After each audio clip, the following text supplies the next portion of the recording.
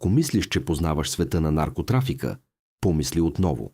Това е историята на човек, който започва от нищото и се превръща в най-опасния наркобарон на планетата.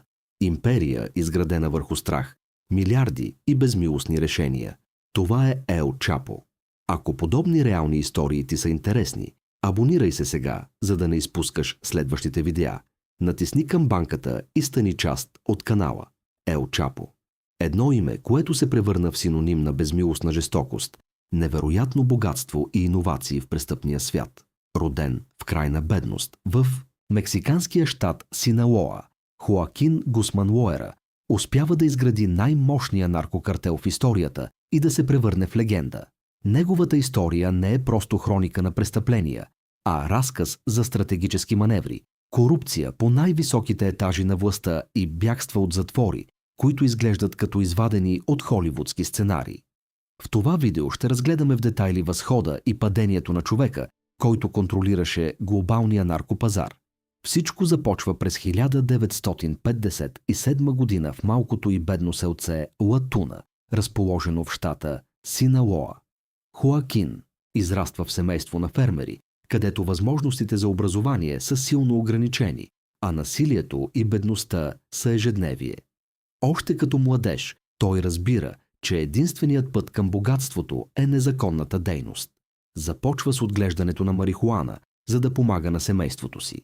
В тези ранни години се ражда и легендарният му прякор Ел Чапо, което означава късия. Името идва от неговия нисък ръст, едва 168 см и набито телосложение.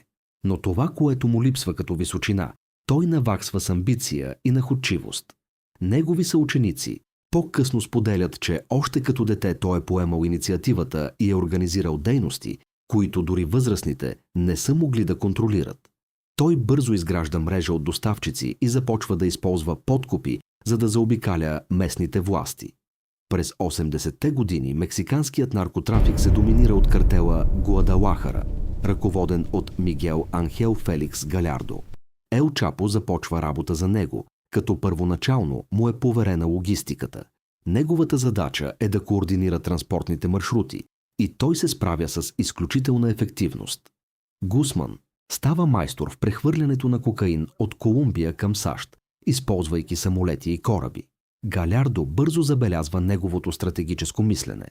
При един случай, когато пратка е била застрашена от конфискация, Ел Чапо светкавично организира алтернативен маршрут чрез рибарски лодки.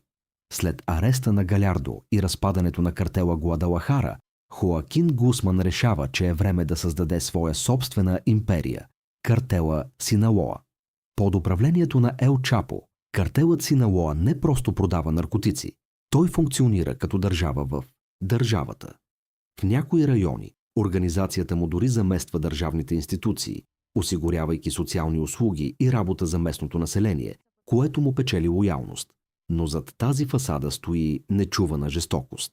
Гусман заповядва екзекуциите на всеки, който се изпречи на пътя му – полицаи, журналисти и конкуренти. През 1993 година кардинал Хуан Хесус Посадас Окампо е убит при престрелка, за която е обвинен Ел Чапо. Технологичният му подход обаче е това, което го прави уникален. Той внедрява сложни тунели, оборудвани с осветление, вентилация и релси. Използва подводници и дронове за пренос на пратки през границата. Разработва иновативни методи за скриване на наркотици в консерви, мебели и играчки. Как е възможно един престъпник да действа толкова дълго? Отговорът е прост. Пари. Ел Чапо плаща милиони долари подкупи на високопоставени политици, военни и полицаи. Твърди се, че дори е финансирал президентски кампании и е подкупил висш политик с сумата от 100 милиона долара. През 1993 година той е арестуван за първи път в Гватемала и осъден на 20 години. Но дори в затвора той остава начело на картела, превръщайки килията си в команден център чрез корумпирани надзиратели. През 2001 година той извършва първото си легендарно бягство от затвора Пуенте Гранде, скрит в количка за пране. Този акт шокира света и показва прогнилостта на системата. След 13 години в укритие, през 2014 година, Той е заловен отново при операцията «Черна зора», но затворът със строг режим Алтиплано не успява да го задържи. През 2015 година Ел Чапо избягва през тунел с дължина 1,5 км, изкопан директно до неговата килия. Тунелът е инженерно чудо. Има вентилация и дори мотоциклет на релси. Неговият край обаче започва с неочаквано събитие – среща с холивудския актьор Шон Пен за интервю. Според докладите, това е помогнало на властите да го локализират. През 2016 година, след драматична престрелка в Лос Мочис, Хоакин Гусман е заловен за трети и последен път. През 2017 година Ел Чапо е екстрадиран в САЩ. Процесът в Ню Йорк е наречен «Процесът на века». Бивши сътрудници свидетелстват за неговата параноя, кодираните съобщения и бруталните му заповеди. През 2019 година той получава доживотна присъда, без право на замяна. Днес Хоакин Гусман се намира в ADX Florence в Колорадо.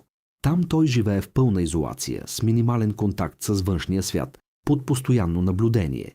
Ел Чапо остава символ на огромната мощ на мексиканските картели и на системните проблеми в глобалната борба с наркотиците. Неговото наследство е изградено от кръв, милиарди долари и корупция, които и до днес вълнуват обществото. Благодаря ви, че бяхте с нас. Не забравяйте да се абонирате и да споделите мнението си в коментарите.